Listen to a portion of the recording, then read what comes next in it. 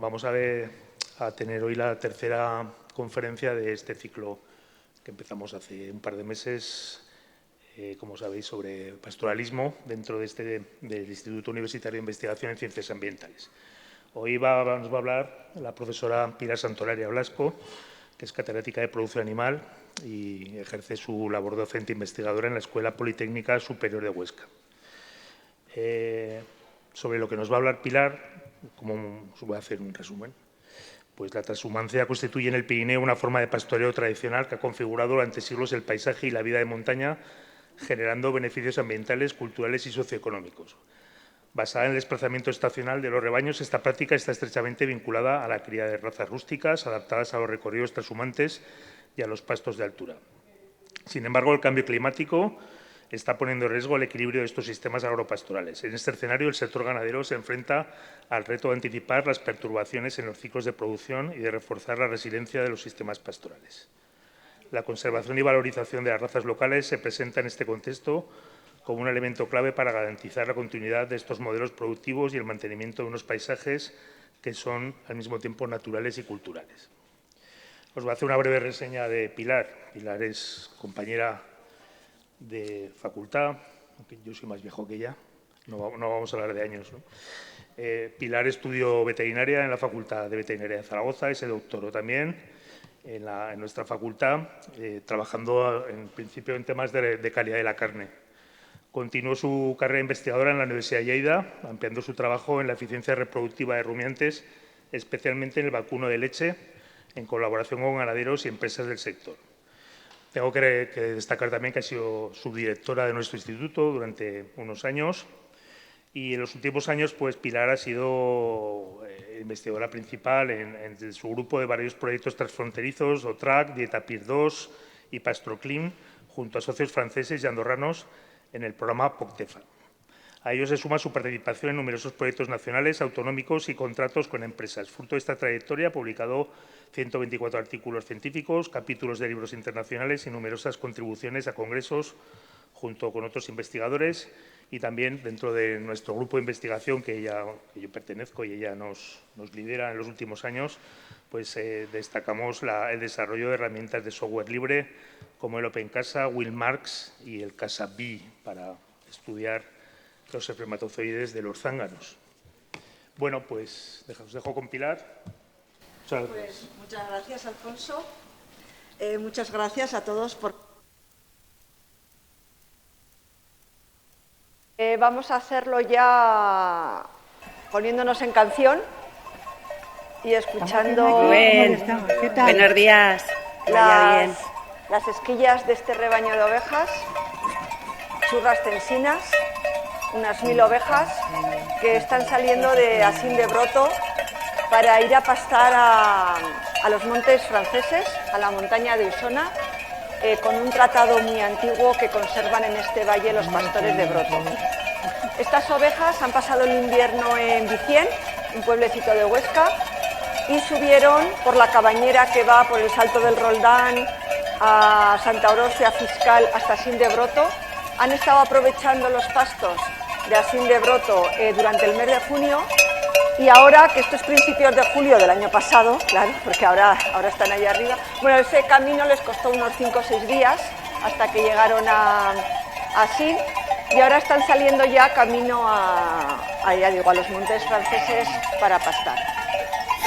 Bueno, pues al margen del vídeo y del sonido y de todo, lo que quería sobre todo hablar con este vídeo es poner en valor esta práctica milenaria que es la transhumancia y también entrarnos pues, en lo que se celebra este año, que por eso son estas jornadas que estamos celebrando, el Año Internacional de los Pastizales y de los Pastores. Los pastos son algo más que meras praderas. Los pastos ocupan el 40% de la superficie del planeta, almacenan un tercio del carbono de la superficie terrestre y son una base muy importante de la seguridad alimentaria, nos proporcionan carne y leche. Por eso la FAO ha reconocido este año como el año del pastoralismo y de los pastores. Una práctica de aprovechar estos pastos y de hacer el pastoreo es la transhumancia. La transhumancia, para definirla un poco, pues nos podemos centrar en lo que significa su palabra, ¿no? Trans, a través de, y humus, que es tierra. Es el paso a través de la tierra, a través de los caminos, en busca de unos pastos para el ganado en unos ciclos que se repiten anualmente. Esta práctica pues, es muy antigua. Tengo aquí unas fotografías que he sacado de la fototeca de la Diputación Provincial de Huesca, que tiene un archivo muy interesante, de Ricardo Compairé. Es el castillo de Acher, de hecho, yo creo que lo habéis reconocido. Y entonces vemos aquí estas vacas pastando que me resultan muy curiosas porque son unas vacas negras, ¿no? Que, no sé, sería ese tronco negro ibérico que había aquí en el Pirineo en esta época. Están pasando el verano en los puertos. Junto al pastoralismo tenemos muchas costumbres, mucha cultura, mucha arquitectura, es decir, que no solamente va acompañado de un aprovechamiento de pastos, sino que es toda una vida alrededor de este sistema.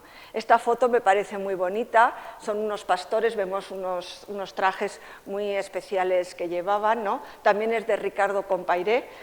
Y esta otra, en la que también me resultan muy curiosas esas vacas que se ven en el fondo, ya que la semana pasada hablamos de razas, son unas vacas negras, sin cuernos, mochas, con un pelo bastante largo. No sé, parecen vacas vikingas. Digo, ¿qué hacían estas vacas en 1913 aquí en Echo, no? Bueno, pues a veces la fotografía nos da estas curiosidades. Tenemos otra foto también del Valle de Guarrinza, en Echo.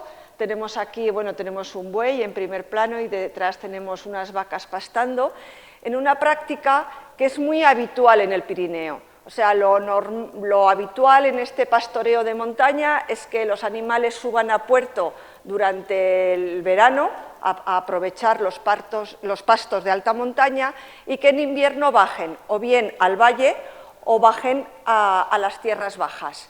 Así se ha hecho durante mucho tiempo. Por ejemplo, tenemos en Aragón, bueno, yo conozco más los de la provincia de Huesca, pero tenemos a Casa Pons, de hecho, que bajaban al Almudévar, o tenemos a los hermanos Noguero, que subían de Malmadrid a Fallo, o tenemos este chico que está ahora en Vicien y que sube para Sin de Broto. Es una práctica que se sigue realizando hoy en día. Esta es una foto más reciente, se sigue practicando esta transhumancia o bien más corta, que se suele llamar transtermitancia, o bien más larga cuando bajaban a tierras más bajas, que se llama más transhumancia. Aquí tenemos una de las razas que es más típica ahora del Pirineo, raza de montaña, que es la parda de montaña, y aquí tenemos otras vacas que están en Ainsa esperando a subir a puerto, con la raza pirenaica, que es otra raza muy característica de estos pastos de montaña. Bien, este camino que hacían en la transhumancia lo hacían a través de unas cañadas, cabañeras en aragonés, por las que circulaba el ganado. Aquí tenemos este ganado de ovejas que está pasando por Zaragoza, y toda esta red de caminos rurales constituyen todo un patrimonio cultural que tenemos en España y que queda recogido en el Ministerio a través de la Red Nacional de Vías Pecuarias.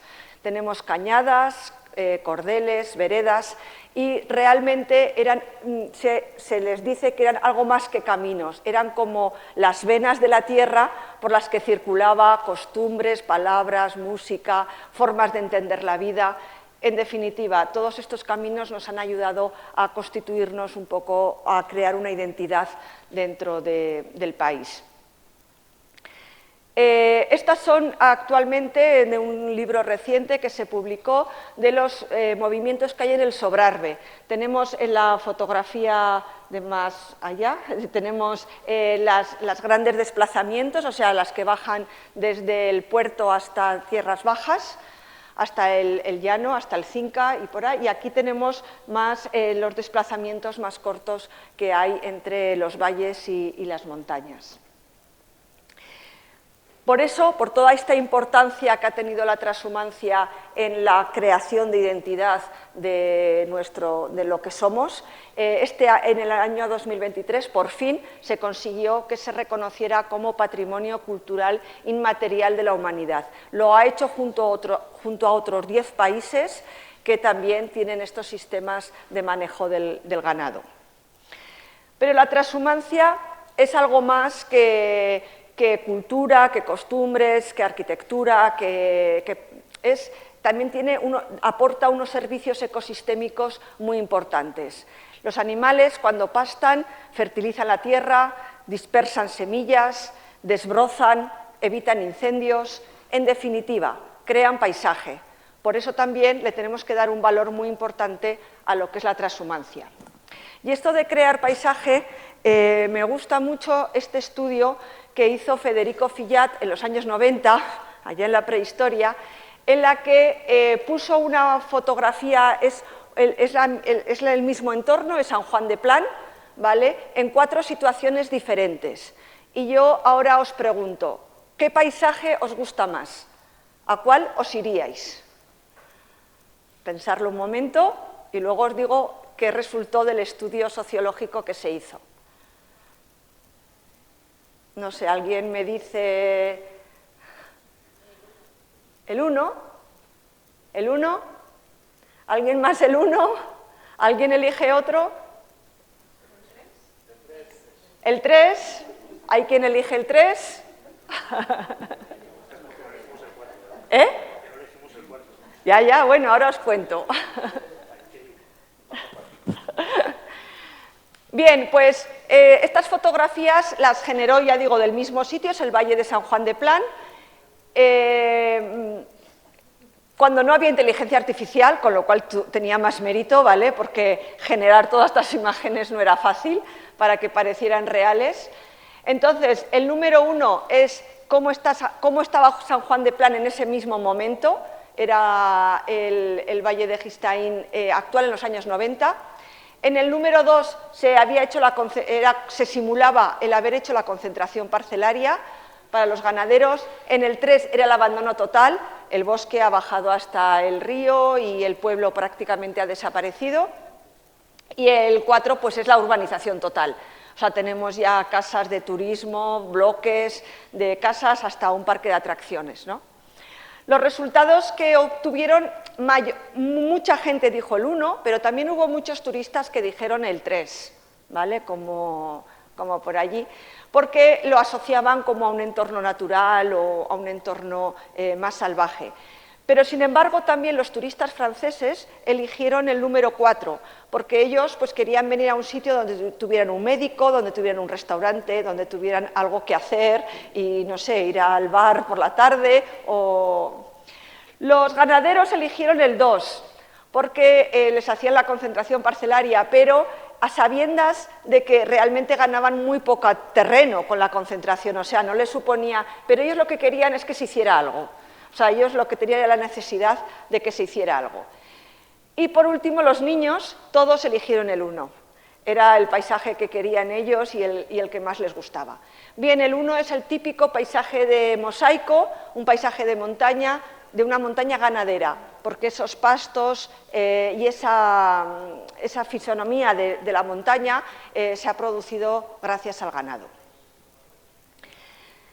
Bien, pues ya creo que ya ha quedado claro que la transhumancia y el pastoreo pues, es algo importante a nivel cultural, social, económico, turístico y también ecosistémico, a nivel natural. Por eso hay algunas asociaciones de ganaderos, instituciones, etcétera, que están preocupados porque esta transhumancia, porque esta actividad perdure en el tiempo y continúe, ¿vale? Como este ciclo además es del futuro, pues también nos permite hablar de cómo podemos hacer o qué podemos hacer para que esto perdure. Por eso nos reunimos una serie de asociaciones de ganaderos, de instituciones, etcétera, y nos presentamos a una convocatoria de proyectos POCTEFA, que son financiados por la Unión Europea y mediante el proyecto PastorClim. Lo que se pretende con este proyecto pues, es implementar un plan de adaptación y mitigación Frente a los efectos del cambio climático, que es una de las grandes amenazas con las que nos podemos encontrar en la transhumancia y bueno, con estos sistemas de pastoreo, de los sistemas pastorales de montaña para la conservación de los ecosistemas naturales. Bien, este proyecto se articula en 3 ejes diferenciados. El primer eje es el que quiere hacer sobre todo hincapié en la divulgación y en enseñar, en comunicar que la transhumancia es algo importante para todos. El segundo eje se centra más en la parte técnica relacionada con las razas de ganado y un tercer bloque que está relacionado con la educación de las nuevas generaciones, porque si queremos que perdure, pues tenemos que transmitir una serie de conocimientos. El primer bloque, el de divulgación, os voy a poner un vídeo que me vais a disculpar porque el vídeo está en catalán, ya lo siento, pero es un vídeo que ha hecho el Principado de Andorra, lo ha hecho para ellos, o sea, es un vídeo suyo para hacer en Andorra, pero tiene unas imágenes muy bonitas. Entonces yo creo que vale la pena verlo porque nos mete en la montaña. Os dejo disfrutarlo.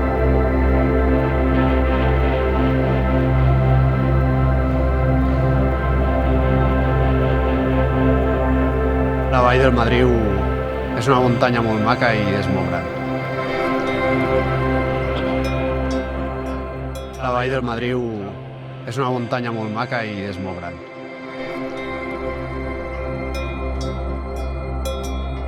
És algo que ho has de viure per saber el que és.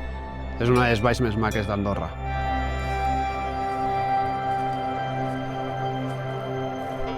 Estàs apartat del món. Jo a la muntanya sóc molt feliç.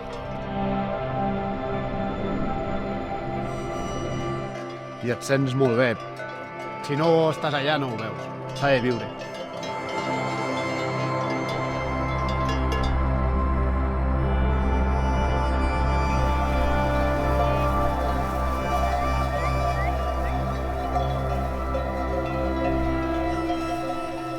Per mi els gossos és la millor ajuda que tinc, perquè m'estimo més no portar dinar que no portar el gos.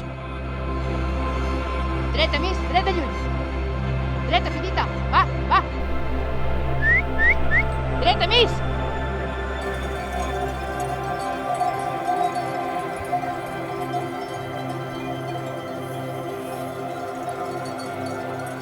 Per passar tot el dia amb elles, que elles estiguin bé, doncs el pastor també.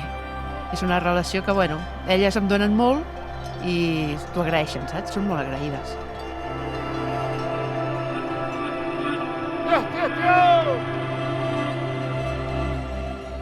La transhumància per a mi és el sentiment per la terra, l'estima per la nostra terra. La transhumància és el lligam entre allò que era Andorra, allò que som i allò que hauríem de ser en un futur.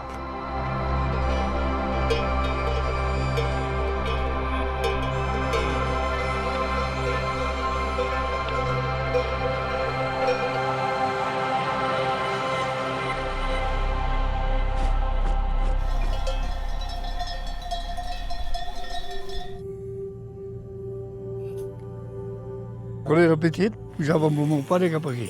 Jo em feia llevar amb ell, amb un carro i l'euca i pujava cap a Invalina.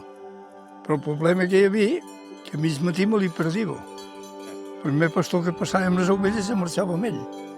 Tot el dia amb aquell home, allà com ho feia. Els pastors feien de mestres. Des d'aquí anar a l'Hospitalet també has d'emportar el menjar per menjar. Posar-hi el pernil, el formatge, el que d'allò. I que no fallés la botella del vi.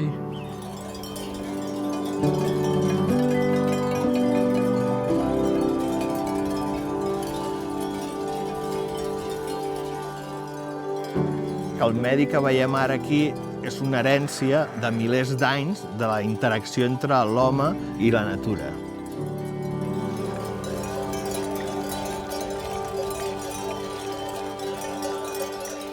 Des de fa 4.000 anys estem elaborant i reelaborant aquest paisatge i gran part del que estem veient és una herència d'aquesta història.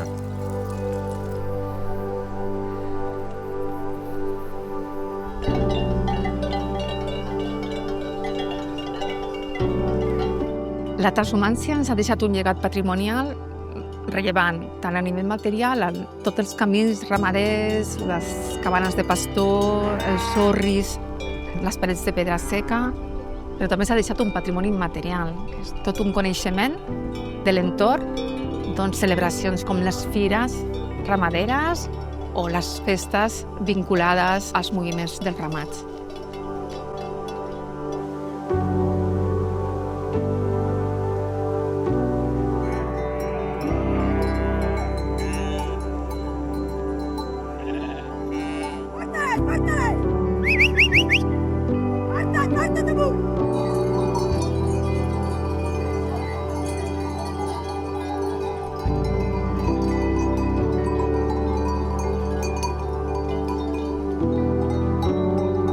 Passa el bestiar i se sap fer el canvi de dent, que nosaltres el canvi de dent és passar vaques, ovelles i eques.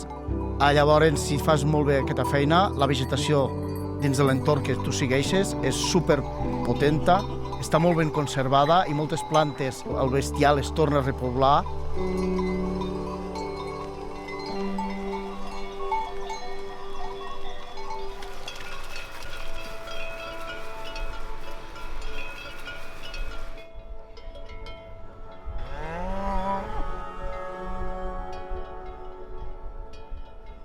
Què fas? Vine.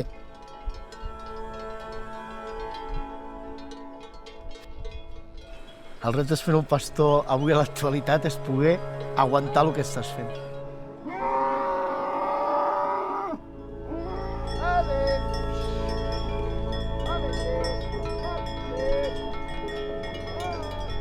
Vull dir que és supercomplicat, evidentment, fer de pastor, però evidentment que hi hagi gent que aguanti tindre bestiar perquè tu puguis fer de pastor.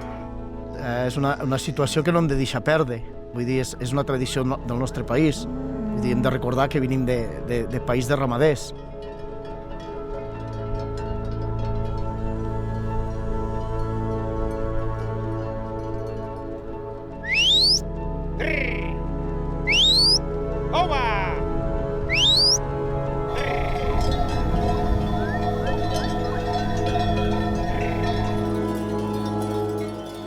Quan hi havia herba a la primavera,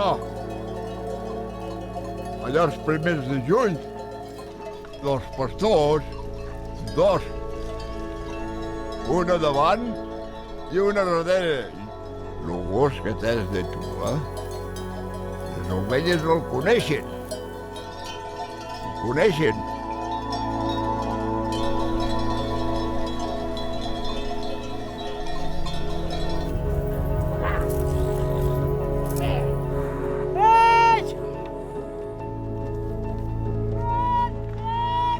El més difícil és conèixer el bestiar i després conèixer-te a la muntanya també.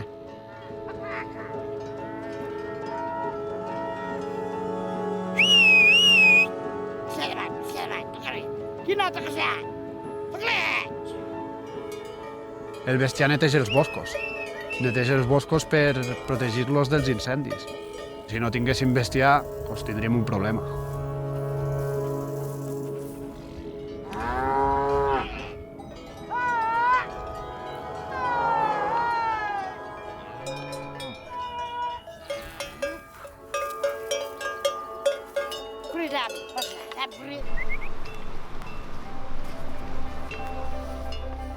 Pues lo que més m'agrada de la transhumància és el maneig del bestiar al final, remenar-lo. Poder-lo estacar, per exemple, les euques, quan les remenes, que estaques la mansa i veus tota la colla que et va seguint a darrere, remenar-lo, passar-lo d'una muntanya a l'altra, el que és el maneig del bestiar, poder-lo remenar amb si.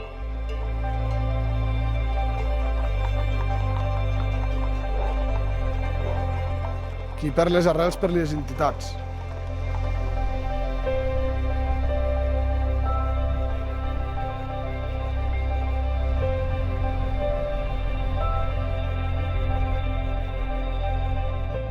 Tu l'euca, deixes una porta d'una quadra oberta que pugui entrar a dormir i sempre estarà al carrer. I a la muntanya, quan neve, sempre cap amunt. I els agrada molt la neu, se'ls calenten les potes. Jo suposo que els agrada l'aigua i la neu, perquè com se'ls calenten les potes.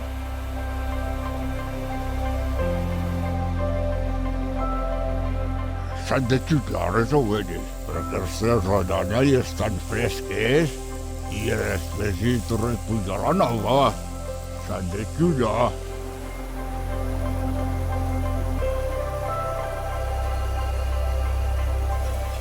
No em vull mai imaginar una Andorra, no em puc imaginar Andorra sense bestiar i sense la transhumància.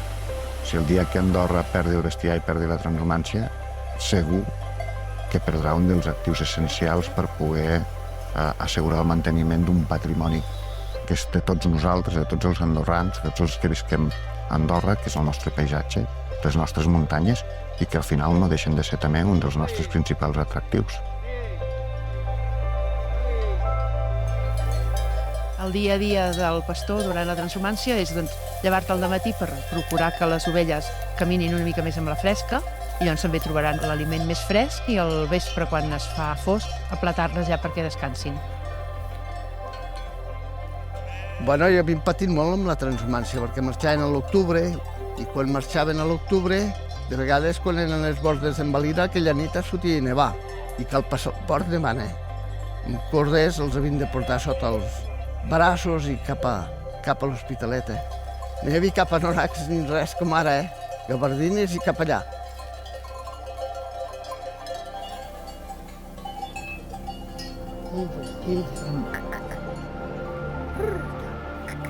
I llavors hi havia el meu padrí, el meu pare, i llavors ja venia jo, perquè el padrí estava content que ja tingués aquesta afició amb les ovelles, amb les vaques, i tot content, pobret. I aquí ho veus, allò em fot por, perquè n'hi ha bastantes que fan breguer. Perquè només que es fan estimar, que no ho veus. Que aquesta vegada estan fotut, segons com està plorant, fan plorar. T'ho dic de veritat. M'estimen, em vull dir.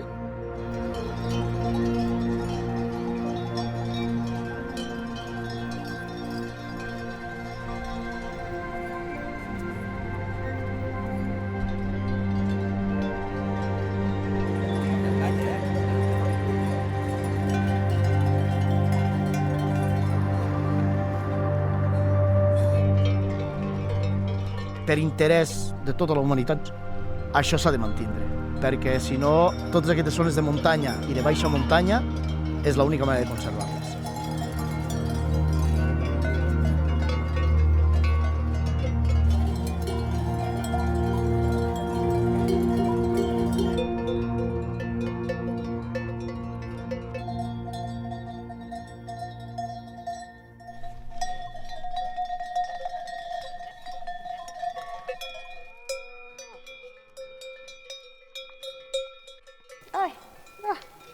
Me voy para atrás. Con esto hemos visto un poco el primer eje del proyecto, en que se está trabajando, pues eso, en divulgar, en transmitir todo lo importante que es la transhumancia. El segundo bloque se centra más en las razas de ganado, donde bueno, pues el animal es el protagonista y es el que tiene que pastorear y el que tiene que hacer esta transhumancia.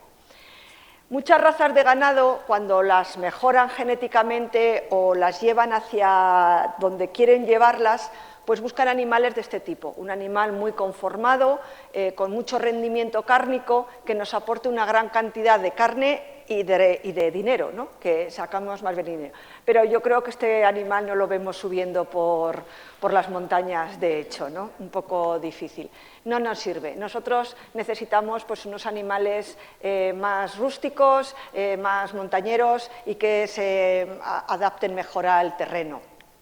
Por eso, en esta segunda parte, lo que vamos a buscar son estos animales adaptados a la montaña, ¿vale? Pensad que estos animales tienen que a lo mejor hacer desniveles de 1000 metros, 800.000 metros, que pueden estar a 2000 metros de altitud o que pueden recorrer entre 4 y 5 kilómetros diarios, con lo cual tienen que tener buenas, fuertes capacidades de adaptación. Y además, lo que se le viene encima, que es todo el cambio climático, pues con veranos cada vez más largos, menos cantidad de agua, lluvias más torrenciales, todo lo que supone el cambio climático, ¿no? Entonces, tenemos que intentar ir las razas, lo que desean o el interés que tienen es ir a buscar estos tipos de animales adaptados a la montaña. ¿Cómo se hace esto? Pues lo que es un esquema de mejora genética tradicional en producción animal. Es decir, primero tenemos que valorar a los animales, tenemos que ver cuáles son aquellos que se adaptan mejor a esta nueva situación a la que se tienen que enfrentar, luego elegirlos, los mejores, porque primero los valoramos y les damos una puntuación y decimos cuáles los clasificamos, luego elegimos los mejores y luego los reproducimos para así poder transmitir su genética a las futuras generaciones. Pero claro, el problema está cómo elegir a los mejores, qué es lo que tenemos que medir en ellos para decidir cuáles son los que mejor nos van a funcionar o esos que tenemos que elegir luego como reproductores. Aquí tengo que decir que hay muchos grupos de investigación que están trabajando, cada uno, o sea, la ciencia avanza y entre todos yo creo que generaremos conocimiento, ¿no? Y aplican distintas prácticas o distintas estrategias. Por ejemplo, los franceses lo que han hecho, se han inventado una cosa que llaman estivómetro. La estiva, sabéis que la estiva es el puerto de montaña, es una palabra que compartimos franceses, catalanes y aragoneses, ¿no? La estiva de los puertos. Y entonces lo que hacen, han creado una montaña artificial, han puesto el agua en la parte superior y ellos lo monitorean porque tienen cámaras, pues cuántas veces sube a beber, si pierde peso, o sea, cómo lleva el consumo de pienso, cómo lleva el consumo de agua, etcétera, y sacan una serie de datos que luego les sirven pues para decir este funciona peor, este funciona, ¿vale?, para valorarlos. Nosotros aquí hemos seguido otra estrategia y nos estamos aprovechando de una herramienta que creo que va a ser fundamental para el pastoreo, bueno, está siendo fundamental y va a permitir que el futuro sea mejor, que es el monitoreo con collares GPS, con geolocalizadores. Esto es un collar, el primero es un collar de vaca y el otro es de oveja, ¿no? Estos collares lo que hacen es que en todo momento mandan una señal de geolocalización del animal a un satélite. La frecuencia con que mandan la señal depende porque hay muchas casas comerciales y hay muchos tipos. Puede ser cada 15 minutos, o puede ser cada hora, o puede ser cada hora y media, etcétera. Y el satélite recoge en todo momento en la posición que está, te da un punto de longitud y latitud y así sabes en todo momento dónde están los animales. El ganadero en su móvil puede ver la situación, la vemos aquí, esos puntos, sabe en todo momento dónde está su ganado. ¿Tengo puntero? Sí, así, vale. Bien. Pero además hay algunos otros collares que permiten establecer un vallado virtual, ¿vale? Esto el ganadero decide en qué zona quiere que sus animales pastoreen y para eso lo puede decidir en el móvil, hace un vallado virtual que es un vallado que no es visual, sino que es un vallado auditivo. Es decir, los animales están pastando y cuando se acercan al vallado empieza a sonar un sonido que se va incrementando, se va haciendo cada vez más fuerte. Si llegan hasta un límite, les dan una garrampa, o sea, les dan un choque eléctrico. Lo normal es que el animal se vuelva, pero si no se vuelve, hay una segunda zona de seguridad, que el sonido sigue incrementándose, le vuelve a dar otra descarga eléctrica.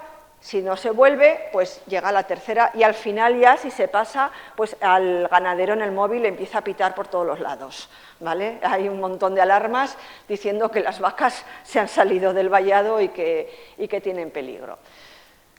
Bien, pues con este sistema hemos intentado estudiar qué es lo que hacen las vacas cuando pasan su estiva en los puertos de alta montaña. Esta es la zona del barranco de Escuaín, en Huesca, una zona que se llama Valles Altas, entre Ratacuastas y Ratón, ¿vale? Allí el ganadero ha puesto este vallado virtual a las vacas en esta zona y ahí han pasado los meses de verano. Nosotros las estuvimos monitoreando julio, agosto y septiembre, los 3 meses principales de los animales.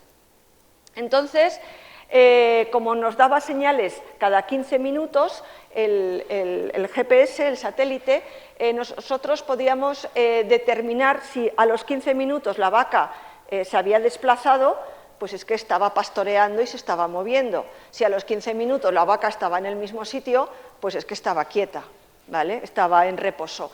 Siempre hemos dejado un marco de seguridad porque sabéis que a veces el GPS se vuelve un poco loco. O sea, veis en el móvil que te dice está aquí el punto y luego vuelve otra vez a su sitio. Bien, estas cosas a veces pasan. Pero bueno, esto lo hemos intentado corregir. Con estos resultados obtuvimos que las vacas en puerto pasaban aproximadamente un 69% de su tiempo en movimiento, pastoreando, y un 31% en reposo. A continuación quisimos estudiar también cuáles eran las zonas preferidas de estos animales donde estaban el mayor tiempo posible.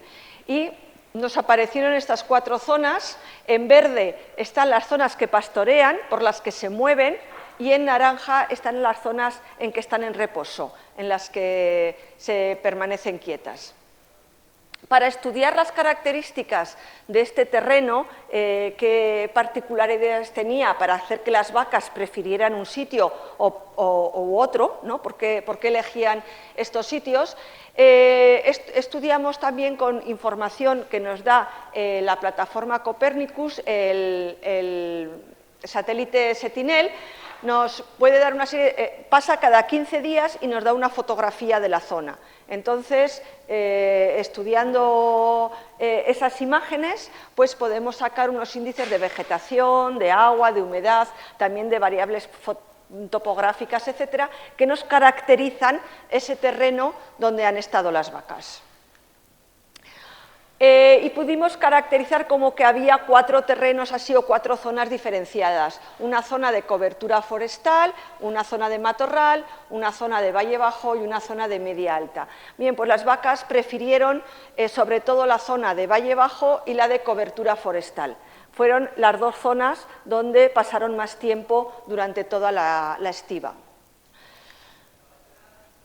Además, también estudiamos cuáles eran los factores que hacían que esa vaca se pusiera en reposo o se pusiera en movimiento, qué le inducía al movimiento. Estudiamos variables de tiempo, es decir, a qué horas del día pastoreaban.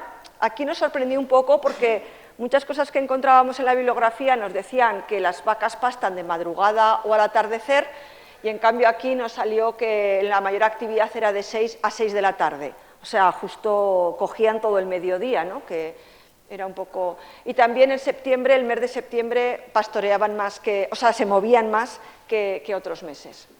Estudiamos también variables de terreno para meterlas en el modelo global y que no nos estuviera influyendo en los resultados finales. Y sobre todo estudiamos variables climáticas, porque queríamos ver cómo los animales se adaptaban a las temperaturas, sobre todo a las altas temperaturas, no a las olas de calor. Bien, y por eso, como queríamos ver cómo se adaptaban a las olas de calor, porque nos salieron significativas, ¿vale? Las variables pues, de temperatura, de viento, de humedad, etcétera, nos salieron significativas. Lo que hicimos fue coger 4 periodos en ese verano, ¿vale? Cogimos un periodo de condiciones termoneutras, este de aquí, ¿vale? Condiciones termoneutras, que era pues, una temperatura normal, de 4 o 5 días, ¿vale? Un periodo de amplitud térmica, es decir, 4 o 5 días en los que hacía mucho calor durante el día, pero por la noche refrescaba, y entonces los animales se recuperan. Un periodo de ola de calor, que es cuando por la noche no bajan las temperaturas, esa es la definición un poco de ola de calor, ¿no? Cuando por la noche no podemos dormir porque hace mucho calor, y luego un periodo de declive térmico. Y estudiamos cómo se comportaban los animales o qué hacían durante ese tiempo. Bien, en el periodo de termoneutro, o sea, en el confort térmico, pues tenían unas 10 horas de actividad los animales, andaban 3,7 kilómetros al día, a una velocidad de 0,34 kilómetros y se recorrían hasta 15 hectáreas. En el periodo de amplitud térmica, más o menos, ocurría lo mismo, no había cambios significativos entre un punto y otro, pero en cambio tanto en la ola de calor como en la ola de frío, bueno, ola de frío no se puede hablar ola de frío en verano a 30 grados, ¿no? Pero bueno, cuando bajaban a lo mejor a 12 o 15 grados en verano, que también ocurre. Bien, pues aunque la actividad se mantenía, sí que obtuvimos que la distancia que recorrían los animales era menor, es decir, se movían más despacio y más cercanos, no se movían tanto, ¿vale? ¿Y las trayectorias? ¿Qué hacían los animales durante esos movimientos? Bien, aquí teníamos 5 vacas monitorizadas y entonces aquí vemos cuáles son las trayectorias que siguen más o menos en la temperatura media, estaban todas agrupadas y se iban moviendo a lo largo de la zona boscosa, que es esa parte de allí. En la amplitud térmica pues aparecen ya un poco más dispersas, pero también tienen mucha trayectoria, se mueven mucho. En cambio, cuando en la ola de calor esta trayectoria se acorta mucho y se mueven más despacio, lo que hemos visto. Y también en la ola de frío, en el periodo de declive térmico, pues también estaban más agrupadas y tenían unas trayectorias más pequeñas. Bien, seguimos trabajando en esto, necesitamos recopilar más datos y, bueno, pues a ver si podemos obtener más cosas.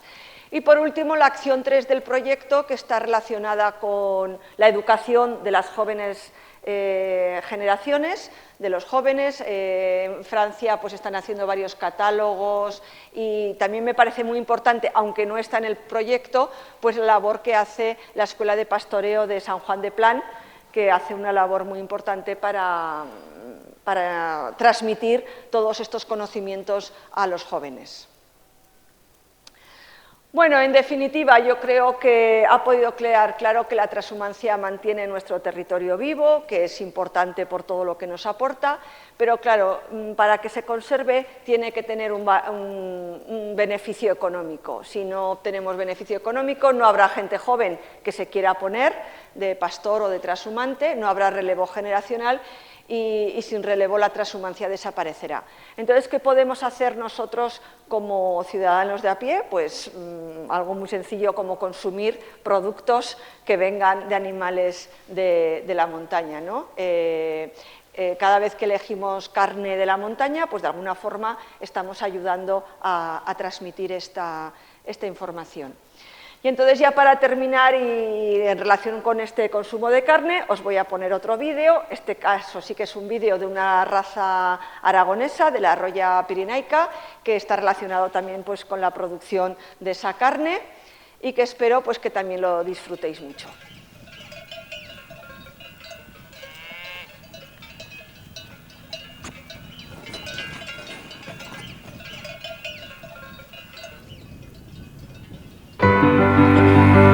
Aragón alberga una raza de vacuno milenaria, originaria del Pirineo, adaptada al entorno. Una raza de gran belleza y de línea genética controlada, con una producción tradicional, en equilibrio y sostenibilidad de los recursos naturales.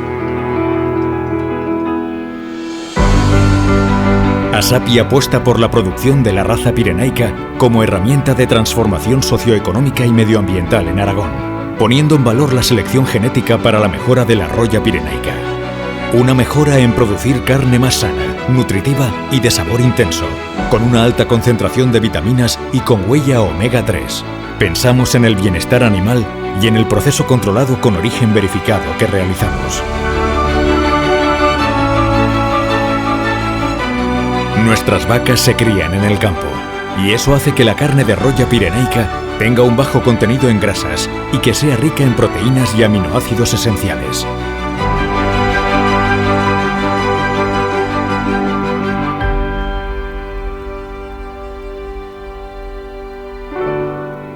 Somos los embajadores de la Roya Pirenaica, una raza ligada al territorio, 100% aragonesa. Una carne de comercio local y sostenible, que apuesta por la conservación de la biodiversidad y del medio rural.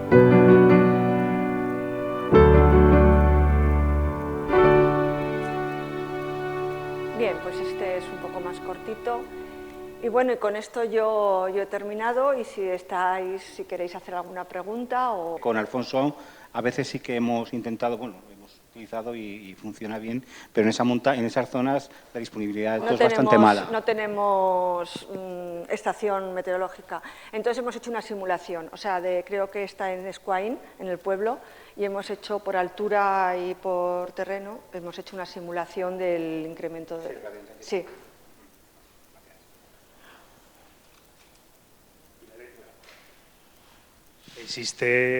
No existe ninguna marca de calidad de carne asociada a la transhumancia, ¿verdad? O ningún sello ni nada de esto, ¿no? No, que yo sepa. ¿Y eso tú crees que podría aportar un valor a una bandeja de una carne y el consumidor viera, aparte de muchos otros sellos que pueda haber? La verdad es que no lo he nombrado porque tampoco sabía muy bien el foro y tal, pero una parte del proyecto se está haciendo un estudio de mercado para ver si precisamente es eso, con los del CITA, con los de economía del CITA, estamos haciendo un estudio de mercado por si la marca de transhumancia puede aportar un valor a la carne. Están desarrollando ahora el estudio, lo van a hacer en Aragón, en Cataluña, en Andorra y en Francia, en los 4 territorios, entonces para ver si vale la pena o no utilizar la marca de transhumancia.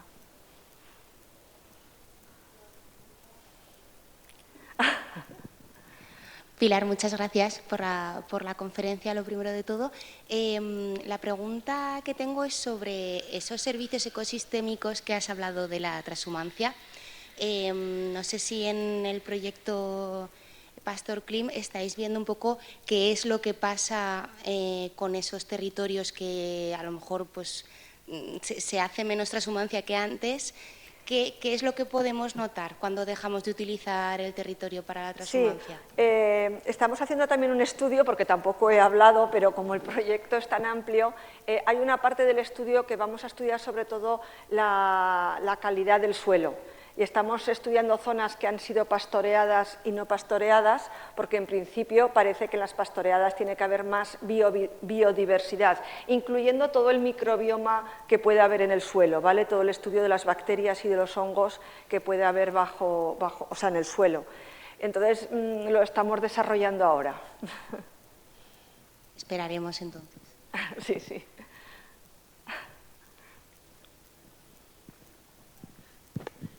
Hola, muchas gracias Pilar por la conferencia.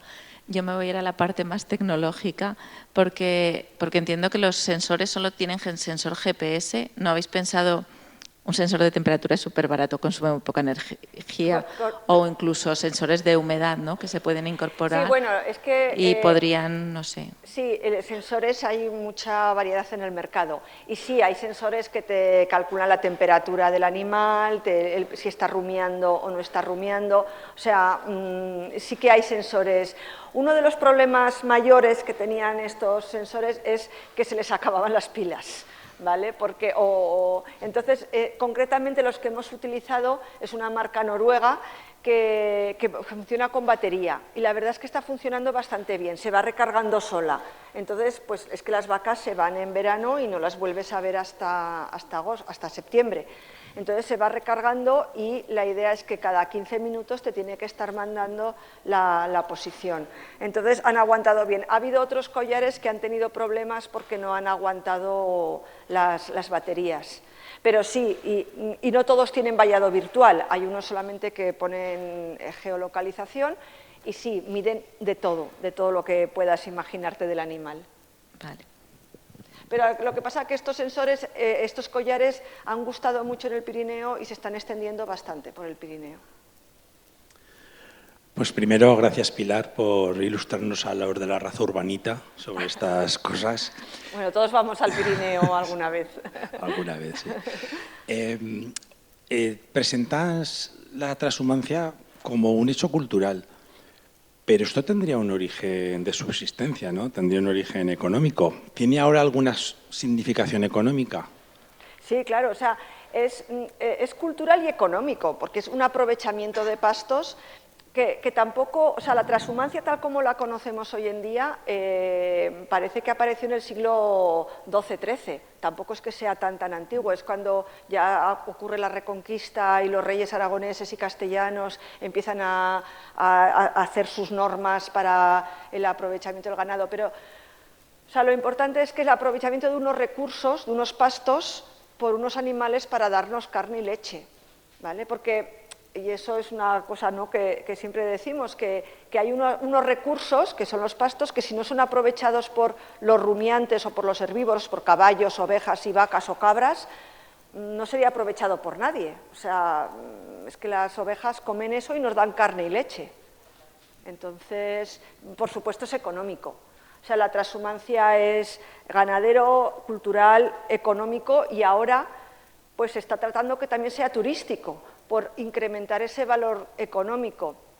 Otra cosa que también vamos a hacer en el proyecto y que tampoco lo he nombrado es que vamos a intentar hacer unas rutas de la transhumancia para el turista que va de fin de semana o la familia que va al Pirineo. Ya se han hecho cosas, o sea, la Diputación de Huesca ya estaba haciendo cosas, pero es pues con un guía de montaña, tú te apuntas y te llevan vas por la cabañera por donde suben las vacas y ves pues, lo que hacen ella y te van explicando cosas de esta ganadería y de este pastoreo, porque muchas veces conocemos más los animales salvajes o, no sé, a lo mejor sabemos más del lobo y del oso que sabemos de la raza que tenemos allí ganadera que ha estado mucho tiempo ayudándonos a comer, ¿no? Entonces, la transhumancia también, lo que se está intentando ahora es pues también darle una parte turística para incrementar ese beneficio económico que puede aportarnos. Gracias. Bueno, Pilar, enhorabuena por la charla, muy interesante. Yo te quería preguntar, con estas escuelas de pastores que hay ahora y con, no sé si con los resultados del proyecto, lo que habéis ido estudiando, ¿hay algún repunte en las nuevas generaciones hacia el pastoreo extensivo y estas cosas? Yo tampoco tengo todos los datos, pero yo te diría que no es que vaya aumentando, pero alguna incorporación hay, o sea, hay jóvenes que se van incorporando. Yo no diría que la transhumancia está como para desaparecer, sino para evolucionar. No sé hacia dónde podrá ir, pero vamos, ahora hay unos cuantos chicos jóvenes que sí que se han puesto de pastores y de ganaderos. Entonces, no es como antes, que había muchos más, ¿no? Pero en la medida que sea, en la medida que se pueda vivir de ello, que tenga un rendimiento económico, yo creo que habrá gente. Porque sí que es verdad que se decía que el oficio de pastor era muy duro, yo creo que ahora ya no es tan duro. O sea, yo creo que es hasta bonito, ¿no?, poder estar en la montaña todo el día. Sí que es verdad que a lo mejor las vacaciones o los días, pues a lo mejor habría que organizarse o esto, pero no sé, Internet llega a todos los lados y estás comunicado ya en todos los sitios y la verdad, no sé, que vivir en el Pirineo tampoco está tan mal.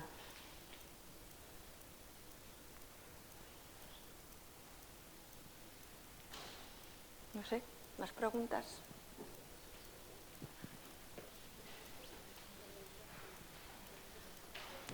Buenas tardes.